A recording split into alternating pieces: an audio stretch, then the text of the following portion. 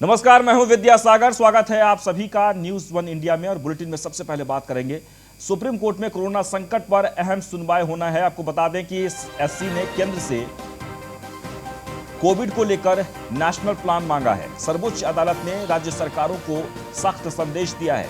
किसी नागरिक पर मदद की गुहार लगाने न हो कार्रवाई, यानी कि उस पर कार्रवाई न हो। अगर एक्शन लिया गया तो उसे कोर्ट की अवमानना मानी जाएगी। कोई भी राज्य किसी भी तरह की इंफॉर्मेशन को दबा नहीं सकता। हम इस वक्त राष्ट्रीय संकट की स्थिति में हैं, सुप्रीम कोर्ट ने कहा है। ऐसे में आम लोगों की बात सुनना बहुत ही जरूरी है। इस सुनवाई के दौरान जस्टिस चंद्रचूड़ ने कहा कि मैं यहां पर एक गंभीर विषय उठाना चाहता हूं। अगर कोई भी नागरिक सोशल मीडिया या अन्य किसी प्लेटफॉर्म पर अपनी समस्या बताता है तो इसका मतलब ये नहीं कि वो गलत ही है। किसी भी तरह की इंफॉर्मेशन को दबाया नहीं जा सकता।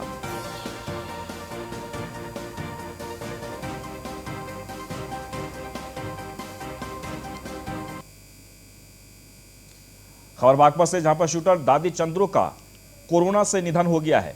कई दिनों से कोरोना संक्रमित थी दादी चंद्रो। शूटर दादी चंद्रो के निधन पर इलाके में शोक की लहर दौड़ गई है। शूटर दादी चंद्रो पर बनी थी फिल्म। अभिनेत्री तापसी पन्नू ने निभाया था किरदार। जोहड़ी गांव की रहने वाली थी शूटर दादी चंद्रो।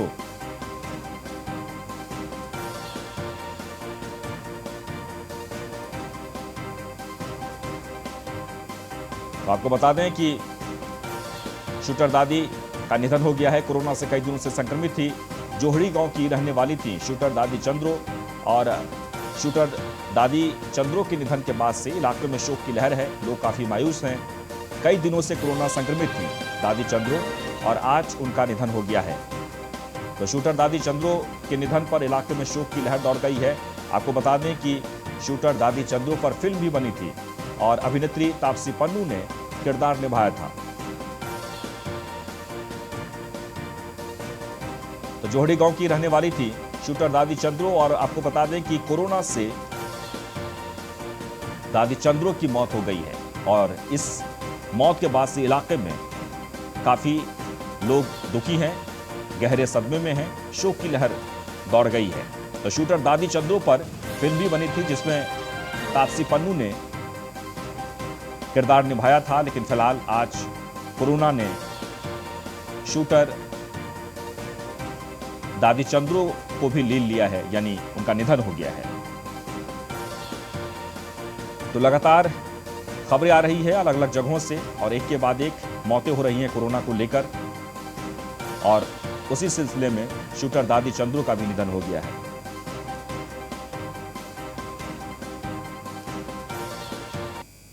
आगे बढ़ते, मेरठ के सब्जी मंडियों में आज भयावह तस्वीर देखने को मिली जब लोग भारी मात्रा में सब्जी खरीदने के लिए पहुंचे। वहीं इस दौरान लोगों का कहना है कि जिस तरह से 3 दिनों का लॉकडाउन लगने वाला है तो हमें सब्जी नहीं मिल पाएगी। उसी को लेकर हम पहले से ही सब्जियां खरीद रहे हैं। देखिए संवाददाता अतुल शर्मा की रिपोर्ट। कोरोना की संख्या बढ़ती जा रही है, उसी को देखते हुए मुख्यमंत्री का सख्त आदेश है कि वीकेंड लॉकडाउन लगाया जाए। साथ साथ वीकेंड लॉकडाउन के साथ ही प्रदेश के मुख्यमंत्री ने कार्रवाई करते हुए सभी प्रशासन को सख्त आदेश दिया है कि कोई भी 3 दिन के लिए घर से बाहर नहीं निकलेगा। पहले शनिवार और रविवार का लॉकडाउन लगाया गया था, लेकिन अब शुक्रवार शाम 7 बजे से और मंगलवार सुबह 7 बजे तक 3 दिन का लॉकडाउन रहेगा, जिसमें सभी पाबंदी रहेगी। साथ साथ प्रशासन के लिए सख्त हिदायत है कि घर से बाहर निकलने वालों पर सख्ती से कार्रवाई की जाए, क्योंकि कोरोना की संख्या जिस तरह से बढ़ती जा रही है, प्रदेश के अंदर भयानक रूप लेती जा रही है, उसी पर काबू पाने के लिए मुख्यमंत्री ने सख्त आदेश दिए हैं। साथ साथ लोगों से भी अपील की है घर में रहें, सुरक्षित रहें, क्योंकि लगातार जिस तरह से कोरोना की स्थिति बिगड़ती जा रही है। बात करें मेरठ की, तो मेरठ में स्थिति इतनी खराब हो चुकी है कि लगातार हॉस्पिटलों की बात की जाए, हॉस्पिटलों में ऑक्सीजन और बेड की किल्लत सबसे बड़ी है, लेकिन स्थिति फिर भी भयानक होती जा रही है। उसी को देखते हुए कोरोना की चेन को तोड़ने के लिए, क्योंकि 3 दिन के वीकेंड लॉकडाउन में सरकार द्वारा, नगर निगम द्वारा पूरे शहर के अंदर सैनिटाइजेशन का काम करवाया जाएगा। साथ साथ जो लोग हैं उनसे भी अपील की जा रही है घर में रहें, सुरक्षित रहें। मैं दिखाना चाहूँगा सब्जी मंडी का हाल क्या है, क्योंकि लगातार 3 दिन के लिए बंदी रहने वाली है। और उसी को लेकर के यहाँ पर जो लोग खरीदने आ रहे हैं किस हिसाब से खरीद रहे हैं, दुकानदारों से भी बात करेंगे, क्योंकि 3 दिन के लिए लगातार लॉकडाउन रहने वाला है। क्या जनता खरीदारी में इजाफा कर रही है? क्योंकि 3 दिन के लिए लगातार जो बंदी रहेगी, कहीं ना कहीं देखा जा सकता है जो आम जनता है उसके लिए एक परेशानी सामने आने वाली है। तो उसी को लेकर के जो यहाँ दुकानदार हैं उनसे भी बात करेंगे, जो खरीदार हैं उनसे भी बात करेंगे। जिस तरह से 3 दिन के लिए बंदी है, क्या वो उसी को लेकर के ज़्यादा खरीद रहे हैं? क्योंकि 3 दिन के लिए सब्जी मिलने वाली नहीं है, जनता के लिए एक बड़ी समस्या का विषय है। इनसे बात करेंगे। क्या आपने सब्जी खरीदी है? 3 दिन के लिए लॉकडाउन है, क्या आपने सब्जी में इजाफा किया है? देखिए, जिस तरह से 3 दिन के लिए बंदी रहने वाली है, क्या 3 दिन के लिए आपने फालतू खरीद के रखे हैं? क्या सब्जी की अगर बात करी जाए तो रेटों में कुछ इजाफा हो?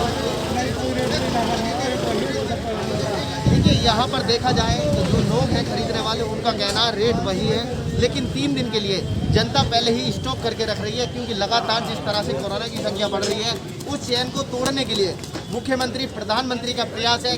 कैसे भी ना कैसे चैन टूटे, उस चैन को तोड़ने के लिए वीकेंड लॉकडाउन लगाया गया। उसके बाद में समय अवधि भी बढ़ाई गई है, दिन की भी अवधि बढ़ाई गई है, क्योंकि लगातार कोरोना बढ़ता ही जा रहा है। उसको रोकथाम के लिए ये प्रयास किया जा रहा है। मेरे सहयोगी प्रशांत के साथ अनिल शर्मा की रिपोर्ट। तो यूपी में कोरोना की चेन तोड़ने के लिए लगातार प्रयास किए जा रहे हैं। सरकार की तरफ से अलग अलग फैसले लिए जा रहे हैं और ऐसे में लॉकडाउन की जो अवधि है वो बढ़ाई गई है। यानी शुक्रवार रात 8 बजे से मंगलवार सुबह 7 बजे तक ये लॉकडाउन रहेगा। लेकिन आगरा में लॉकडाउन का समय बढ़ाने से व्यापारी और ग्राहकों में खलबली मची हुई है। व्यापारी लोग स्टॉक करने में जुटे हुए हैं, तो वहीं लॉकडाउन की अवधि बढ़ने की वजह से व्यापारी काफ़ी चिंतित भी दिखाई दे रहे हैं। और इस बीच हमारे संवाददाता ने वहाँ का रियलिटी चेक किया है, देखिए। आगरा जनपद के खेरागढ़ तहसील के मेन बाज़ार में इस समय खड़े हैं हम लोग, जहां 3 दिन का वीकेंड लॉकडाउन लगना है, जिसमें 83 घंटे का है, जिसमें तमाम तैयारियों के साथ लोग लगे हैं। जहां लोग अपनी 3 दिन की जो लॉकडाउन लगने वाला है उसकी तैयारियां भी कर रहे हैं, ख़रीदारी भी कर रहे हैं, जिसमें शादी है, तमाम लोग हैं। आज हमारे साथ इस समय है व्यापारी हैं, मैं इनसे जानकारी करता हूँ कि किस तरह की तैयारियाँ और कैसे क्या माहौल है। क्या नाम है आपका? मेरा नाम देवेंद्र मित्तल है। लोग आज सालक चल रहा है इसलिए खरीदारी कर रहे हैं बाज़ार में। बाकी सरकार का जो नियम है उसका पालन करेंगे, बाकी सब ठीक है, चल रहा है जो भी है। जहाँ जिनके घरों में शादियां हैं और जो लॉकडाउन की प्रक्रिया है, मास्क का प्रयोग है, ये तमाम चीज़ें हैं और सरकार के जो नई तैयारियां हैं, किस तरीके से? सभी लोग, ज़्यादातर लोग सरकार के नियमों का पालन कर रहे हैं। बाकी शादियों की तैयारी चल रही है, ग्राहक शादी खरीदारी कर रहे हैं। ये थे हमारे साथ देवेंद्र मित्तल जी, जो व्यापारी हैं, जिनकी परचूने की दुकान है। वो बता रहे हैं कि जहाँ सारी तैयारियां हो चुकी हैं, लोग अपना सामान खरीद रहे हैं। जहाँ 3 दिन का जो वीकेंड लॉकडाउन जो सरकार ने लगाया है, ये सरकार का ये 3 दिन में अगर आंकड़े यहाँ चल रहे हैं ना कोरोना के, अगर इस चेन को तोड़ पाते हैं 3 दिन के अंदर, तो जताया जा रहा है कि ये लॉकडाउन आगे के लिए भी बढ़ाया जा सकता है। कोरोना महामारी के कारण जो वीकेंड लॉकडाउन लगा रही है गवर्नमेंट, ये सराहनीय प्रयास है। क्योंकि कस्बाओं और देहातों में जो है ग्राहक जो है पूरे तरीके से मास्क लगा के नहीं आ रहे हैं। रही बात उसकी, शादी विवाह का सीज़न चल रहा है, इसमें कपड़े की, परचूने की और बर्तनों की बिक्री होनी है। कम संख्याओं में शादी कार्यक्रम संपन्न होना है, लेकिन फिर भी लोग इसके लिए जागरूक नहीं है। गवर्नमेंट पूरा प्रयास कर रही है, उसके लिए हम सराहना करते हैं, लेकिन इससे व्यापारियों की कमर तो टूटेगी। लेकिन फिर भी ये एक आवश्यक है, वीकेंड लॉकडाउन अति आवश्यक है। हम इस गवर्नमेंट की इसकी सराहना करते हैं। यहाँ शादी विवाहों को लेकर के लोग खरीदारियां कर रहे हैं, किस तरह की तैयारियां चल रही हैं इस समय? सभी घरों में शादी के कार्ड बट गए हैं, लोगों की कपड़े की खरीदारी हो रही है, कुछ लोग खरीदारी कर रहे हैं। लेकिन जो लोगों में जो उत्साह होना चाहिए, इस बीमारी के कारण लोगों का उत्साह खत्म हो चुका है। ये जो है शादियां कम लोगों में संपन्न हो रही हैं, इसलिए लोग कम कपड़ों से काम चला रहे हैं। लेकिन शादी तो उन्हें संपन्न करानी है, क्योंकि इस वक्त किसान की फसल आती है और फसल होने पर वो शादी को अपनी को संपन्न कराता है, अपनी बेटे बेटियों की। ये थे हमारे कपड़ा व्यवसायी के अध्यक्ष हैं। इन्होंने बताया, गोपाल जी ने, कि किस तरह की तैयारियां थी, किस तरीके का अपना लॉकडाउन के बारे में व्यापारियों पर कितना असर पड़ना है। जहां अगर चेन नहीं टूटती है तो वीकेंड लॉकडाउन जो 3 दिन का लगाया गया है, आशा की जा रही है कि वो लॉकडाउन आगे बढ़ाया जा सकता है। अपने सहयोगी धर्मेंद्र के साथ न्यूज़ 1 इंडिया, आगरा, जोगेंद्र सिंह। वहीं अयोध्या की बात कर ली जाए तो वहाँ भी कोरोना का कहर लगातार बढ़ता ही जा रहा है और ऐसे में लोग भी समझने के लिए तैयार नहीं हैं। अभी भी अयोध्या में लोग जागरूक नहीं हो रहे हैं। यही कारण है कि हर एक दिन कोरोना संक्रमण की चपेट में आने वाले लोगों की संख्या में इजाफा हो रहा है। वहीं वीकेंड लॉकडाउन को लेकर अयोध्या की सब्जी मंडी के अंदर क्या हाल है, देखिए संवाददाता राघवेंद्र शुक्ला की रिपोर्ट। प्रदेश में 3 दिन का वीकेंड लॉकडाउन लगाने को लेकर एडवाइजरी जारी हो चुकी है और आज देर शाम से लेकर मंगलवार की सुबह तक प्रदेश में 3 दिन की बड़ी वीकेंड लॉकडाउन की एडवाइजरी जारी हो चुकी है और आज देर शाम से लेकर मंगलवार सुबह तक लोग अपने घरों में रहेंगे। हालांकि इमरजेंसी सर्विसेज के लिए जो है छूट दे रखी गई है। ऐसे में जहां एक तरफ सब्जी के व्यापार पर रोक भले ही नहीं लगाई गई है, लेकिन बावजूद सब्जी मंडियों में भीड़ काफी देखने को मिल रही है। मौजूद हूं मैं अयोध्या की इस सब्जी मंडी में और हम दिखाते हैं अयोध्या की सब्जी मंडी की वह तस्वीरें जिनमें सीधे आप देखेंगे कि किस तरह से यहाँ पर कोरोना को लेकर के लोग अभी भी अवेयर नहीं है। पीछे की तस्वीर हम अपने सहयोगी से कहेंगे, देखिए मास्क इनके चेहरे पर भले ही लगा है, लेकिन किस तरह से मास्क को लगाना है, कैसे लगाना है, किसी भी व्यक्ति को कोई परवाह नहीं है, किसी भी तरह की इन्हें फिक्र नहीं है, शायद कोरोना का इन्हें कोई खौफ नहीं है। और देखिए हमारे अगर बाएं साइड की बात की जाए तो ट्रैक्टर ट्राली के पास खड़े मजदूरों के चेहरे पर भी कोई मास्क नहीं है, किसी भी तरीके का इन्हें भी कोई खौफ नहीं है, कोरोना नाम का कहीं कोई डर नहीं है। और ये साफ तस्वीरें अयोध्या के इस सब्जी मंडी से हम आपको सीधे टीवी स्क्रीन पर दिखा रहे हैं और हम दिखाते हैं और बात भी करते हैं कि वो 3 दिन का एक बड़ा लॉकडाउन हो रहा है। क्या उम्मीद है आज ग्राहक ज्यादा आएंगे? ऐसा कुछ नहीं है, हो भी सकता है, नहीं भी हो सकता है। अगर लॉकडाउन की बात की जाए तो सब्जी के व्यापार पर तो कोई खास फर्क पड़ नहीं रहा है। बहुत फर्क पड़ रहा है सर, हद से ज्यादा पड़ रहा है, जितना आप सोच नहीं सकते। सुबह सौदा लाओ, शाम को दुकान बढ़ाओ, 3 दिन की दुकान बंदी, सौदा खराब, नुकसान ही तो है। बिल्कुल। एक यह भी अपने आप में बड़ा दर्द है कि जो सब्जी हरी सब्जी के जो व्यापारी हैं सुबह ही वह सब्जी लेकर के आते हैं, शाम चूंकि जल्दी ही दुकानें बंद हो जाती है, ऐसे में कम ग्राहकों का आना, बिक्री कहीं ना कहीं से कम जरूर दिखाई देती है। क्यों अगर लॉकडाउन की बात की जाए 3 दिन जो है बंद रहेगा, सब्जी व्यापार की अगर बात की जाए तो कितना फर्क पड़ेगा? बहुत कम ही फर्क पड़ेगा, ज़्यादा नहीं फर्क पड़ेगा। वही ग्राहक आते रहते हैं, आराम से अपना सब्जी लेके जाते रहते हैं, कोई दिक्कत नहीं होता यहाँ पे। किस तरह से जो है उन्हें पॉलिथीन में देते हैं या क्या समझाते हैं आप? कैसे पॉलिथीन है आप? ये पॉलिथीन में ही दे देते हैं, कुछ झोला में रख देते हैं। किसी को कोई सब्जी लेने आता जल्दी आता भीड़ है तो देकर उनको जाने। लॉकडाउन को लेकर के कुछ अन्य जो है दिक्कतें आ रही हैं? नहीं, कोई दिक्कतें नहीं आ रही हैं सब्जी में। लॉकडाउन को लेकर के कोई दिक्कतें नहीं है। और हम पूछेंगे आपसे, बेटा मास्क आप लगाए हुए हैं, कोरोना से डर लगता है क्या? जी, कोरोना से डर लगता है।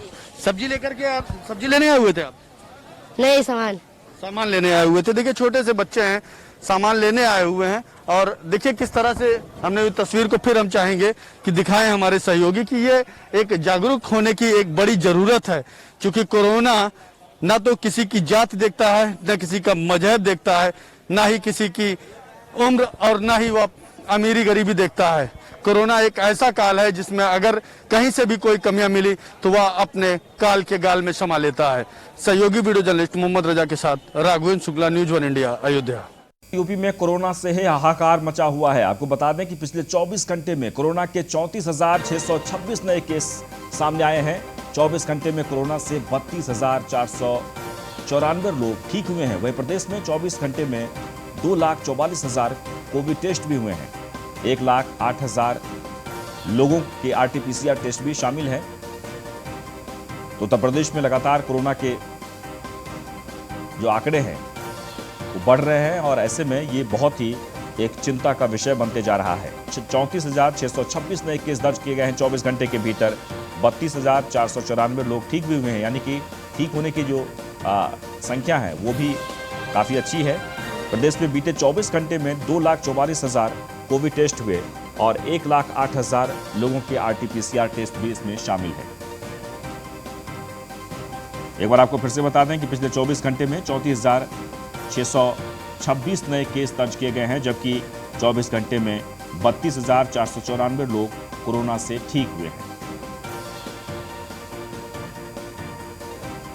तो कोरोना से मात देने के लिए लगातार प्रयास किए जा रहे हैं। डॉक्टर से लेकर पूरा जो तंत्र है वो जुटा हुआ है। सरकार लगातार प्रयास में जुटी हुई है, लेकिन इस बीच कोविड टेस्ट रोजाना 2 लाख से ज़्यादा लोगों के किए जा रहे हैं और 2,44,000 कोविड टेस्ट हुए हैं, जिसमें 1,08,000 RT-PCR टेस्ट इसमें शामिल हैं। और 24 घंटे के भीतर जो रिपोर्ट आई है वो ये कि 34,626 नए केस दर्ज किए गए हैं, जबकि 32,494 लोग कोरोना से ठीक हुए हैं।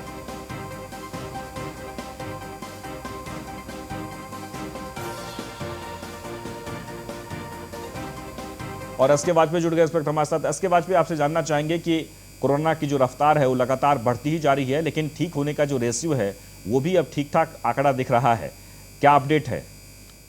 बिल्कुल निश्चित तौर पर, क्योंकि अगर हम देखें जिस तरीके से लगातार उत्तर प्रदेश में कोरोना के मामले बढ़ रहे हैं वो चिंता जरूर बढ़ा रहे हैं। हालांकि अगर हम 24 घंटे में अगर कोरोना के केसेस को देखेंगे तो 34,626 नए केसेस मिले हैं, जो कि निश्चित है कि चिंता बढ़ाए हैं। अगर हम देखें तो कोरोना के केसेस थोड़े से कम पिछले 2 दिन में हुए थे, लेकिन दोबारा से कोरोना ने अपनी रफ्तार पकड़ ली है। हालांकि डिस्चार्ज होने वालों की जो संख्या है पहले जो कम आ रही वो जरूर बढ़ी है, वो 32,000 के ऊपर पहुंच चुकी है। लेकिन ये जो आंकड़ा है हम कहें कि ये पूरी तरीके से जो है संतुष्ट करने वाला आंकड़ा निश्चित नहीं है, क्योंकि जिस अनुपात में लोग डिस्चार्ज हो रहे हैं कहीं ना कहीं उससे उतने अनुपात या उससे ज्यादा में लगातार नए संक्रमित भी निकलकर सामने आ रहे हैं, जो निश्चित ही चिंता बढ़ा रहे हैं। और लोगों के लिए एक संदेश भी आंकड़े दे रहे हैं कि आप घर में रहें और बेवजह घर के बाहर ना निकलें। जो भी गाइडलाइन है उसको पूरी तरीके से फॉलो करें, और ये गाइडलाइन ही एक सबसे बड़ा तरीका है जो आपको कोरोना संक्रमित होने से बचा सकती है। अगर हम इसमें देखें इस पूरे आंकड़े में तो करीब 2,44,000 टेस्ट उत्तर प्रदेश सरकार ने इस दौरान में किए हैं, जिसमें से 1 लाख से ज्यादा लोगों के सिर्फ RT-PCR टेस्ट किए गए हैं, जो कि मुख्यमंत्री की तरफ से भी निर्देश था। लेकिन ये सारी चीजें कहीं न कहीं उस स्थिति में सफल होती हुई दिखेंगी जब आम लोग इस पूरे अभियान से जुड़ेंगे और कहीं न कहीं उन सारी चीजों को फॉलो करेंगे जो गाइडलाइन उत्तर प्रदेश सरकार और केंद्रीय गृह मंत्रालय ने जारी की है। क्योंकि जिस अनुपात में लगातार आंकड़े आ रहे हैं और जो डिस्चार्ज हो रहे हैं उससे बहुत ज्यादा फर्क पड़ता हुआ दिख नहीं रहा है। अगर हम आज की स्थिति भी देखें तो जो संक्रमित होने वालों का आंकड़ा है और साथ ही साथ में जो डिस्चार्ज का आंकड़ा है उनके बीच में भी करीब 2,000 का अंतर है। 2,000 ज्यादा लोग संक्रमित हुए हैं और जो डिस्चार्ज होने वालों की संख्या है वो 2,000 कम है। तो ऐसी स्थिति में ये निश्चित है कि अगर 10 लोग डिस्चार्ज होते हैं और 10 नए आ जाते हैं तो बहुत ज्यादा फर्क नहीं दिख रहा है। तो सबसे बड़ी बात यही है कि जो गाइडलाइन है उसका पालन किया जाए, जो भी दिशा निर्देश है उनको पूरी तरीके से फॉलो करें। और सबसे महत्वपूर्ण बात यही है जिसको लेकर मुख्यमंत्री भी अपील कर चुके हैं कि बिना वजह घर के बाहर ना निकलें, और जितने भी दिशा निर्देश दिए जा रहे हैं वो सभी के लिए है, किसी एक पर्टिकुलर के लिए नहीं है, वो उसका पूरी तरीके से फॉलो करें। कहीं ना कहीं ये आंकड़े ये संदेश जरूर दे रहे हैं। जी चलिए, बहुत बहुत शुक्रिया। खबर बुलंदशहर से, जहां पर जिला अस्पताल में स्वास्थ्य कर्मचारियों की मनमानी देखने को मिली है। कर्मचारियों की मनमानी का वीडियो सोशल मीडिया पर वायरल हो रहा है। एकल खिड़की पर एंटीजन जांच शुरू करने को लेकर मरीज भिड़ गए कर्मचारी के साथ। कहासुनी के बाद कर्मचारियों ने एंटीजन जांच की विंडो को बंद कर दिया। धूप में खड़े होकर अपनी बारी का इंतजार करते नजर आए मरीज। और बुलंदशहर की तस्वीर है जहां पर बंद करें, करना बंद करना है, अरे तू बंद करना, बंद कर दो, बंद कर दिया। धमका रहे हो तुम, धमको, धमका रहे भाई, तुम धमका, ओ भाई तू धमका ले भाई, तू धमका, तू धमका। बस सही है, घंटा हो गया, तुम तो यार सुनने को तैयार ना, तुम तो जाके कुर्सी का बिठा दिया, तुम तो सोच रहे ना आपसे पहले तुम बाहर करने जा रहे जब से ना रहा कोई भी एडमिट। कहाँ जाके तुम्हारा एडमिट पेशेंट? और अशोक कुमार जुड़ गए इस वक्त हमारे साथ, बुलंदशहर से संवाददाता। आप सुन रहे थे किस तरीके से वहां पर मरीज और कर्मचारियों के बीच जो नोकझोंक हो रही थी। अशोक, इस वक्त वहां पर क्या स्थिति है, क्या फिर से जांच शुरू हो गई है? बिल्कुल, मैं आपको बता दूं, ये बुलंदशहर के जिला अस्पताल का वीडियो है। वीडियो में खुद ये मरीज अपना कोविड का टेस्ट कराने के लिए करीबन घंटों तक धूप में खड़े हुए रहे। करीबन आज टेम्परेचर की बात की जाए तो बुलंदशहर में टेम्परेचर भी काफी था और कई मरीज बेहोश भी हो चुके थे, चक्कर भी आ चुके थे। परंतु जो कोविड का जो टेस्ट जो कर्मचारी, स्वास्थ्य विभाग के जो कर्मचारी कर रहे थे, उनका अवमाननीय उनका व्यवहार देख सकते हैं कि वीडियो में किस कदर धमकी दे रहे हैं और विंडो को भी बंद कर दिया गया है। फिलहाल जिस कदर हमें न्यूज़ 1 इंडिया ने कई सीनियर अधिकारी से बात करी, सीएमओ को बात करने की कोशिश करी गई तो सीएमओ ने फोन नहीं उठाया गया, पर जिलाधिकारी से पक्ष रहने का कोशिश किया गया, जिलाधिकारी का फोन नहीं उठाया गया। तो ये देख सकते सकते हैं कि साफ साफ लापरवाही है। उच्च अधिकारी भी इस मामले को नहीं देख रहे। हम न्यूज वन इंडिया प्रमुख से इस खबर को चला रहा है। चलाने के बाद में देखना यह होगा कि स्वास्थ्य विभाग के जो कर्मचारी हैं, कोविड के जो मरीज, कोविड का टेस्ट कराने के लिए मरीज आए थे, उन पर क्या कार्रवाई होती है। स्वास्थ्य विभाग के कर्मचारी लगातार इस तरह की कोई वीडियो पहली बार नहीं आया, अब से पहले भी बार बुलंदशहर से इस तरह की वीडियो आ रहे हैं। अशोक, सबसे महत्वपूर्ण ये है, जैसे कि आप कह रहे हैं कि वहां पर क्या कार्रवाई होगी, ठीक है, लेकिन क्यों नोकझोंक हुई? लोग लाइन में खड़े थे, अपने अपने बारी का इंतजार कर रहे थे, वहां पर एंटीजन टेस्ट चल रहा था और टेस्ट होने के बाद अचानक किस बात को लेकर वहां पर विवाद शुरू हुआ?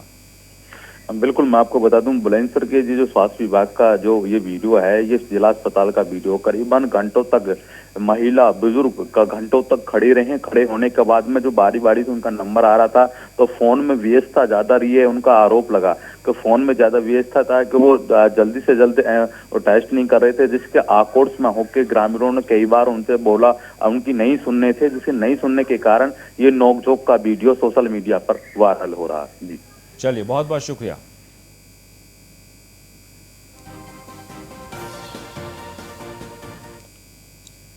आगे बढ़ते हैं खबर बागपत से, जहां पर सब इंस्पेक्टर की गुंडागर्दी देखने को मिली है। टोल प्लाजा पर टोल कर्मियों को थप्पड़ जड़ दिया गया है। बैरियर गिराने से नाराज सब इंस्पेक्टर टोल कर्मियों को पीटा। सब इंस्पेक्टर की गुंडई टोल प्लाजा पर लगे सीसीटीवी कैमरे में कैद हो गई है। रमाला थाना क्षेत्र के जीवना टोल प्लाजा का यह मामला है। तस्वीरों में आप देख सकते हैं टोल प्लाजा के कर्मचारियों को पीटते हुए नजर आ रहे एक सब इंस्पेक्टर। बागपत की यह तस्वीर है, जहां पर एक सब इंस्पेक्टर ने टोल कर्मचारियों को पीटना शुरू कर दिया। और विकास इस वक्त हमारे साथ जुड़ गए हैं। विकास, ये अचानक से क्यों गुस्से में आ गए सब इंस्पेक्टर? मैं आपको बता दूं, ये जो आज मारपीट का जो सोशल मीडिया पर वीडियो वायरल हो रहा है, ये जीवाना टोल प्लाजा का है। ये NH 709 भी है, जो दिल्ली यमुनोत्री हाईवे पर जीवाना टोल प्लाजा है, जो रमाला थाना क्षेत्र में पड़ता है। ये जो भगवत स्वरूप जी हैं, जो ये दरोगा हैं, ये इसी थाने में तैनात थे। और जो टोल देने के लिए जब इनको यहाँ रोका गया, तो इसमें ये पूरी तरह से गुस्सा आ गया। उन्होंने वहीं पर टोल कर्मी को पूरी तरह से पीटा है। बट बताया जा रहा है कि इससे पहले भी इनकी कहीं बदतमीजी की वीडियो वायरल हुई है। जी नहीं, लेकिन सबसे अहम बात यह है कि इनको रोका क्यों गया, क्योंकि इन्हें तो छूट है। बस मुझे बताया जाता है कि इससे पहले जी गाड़ी के लिए टोल ले रहे थे, तो टोल लेते वक्त जब ये पीछे गाड़ी पे थे, तो बताया जाता है कि जब टोल लेने के बाद उनको टोल नीचे गिर जाने की वजह से ये उनको रोका गया, तो इससे उसे गुस्सा आया था। गुस्से के कारण इनको पीटा गया। जी चलिए, बहुत बहुत शुक्रिया। और इसी के साथ इस बुलेटिन में बस इतना ही, लेकिन आप बने रहें न्यूज़ वन इंडिया के साथ।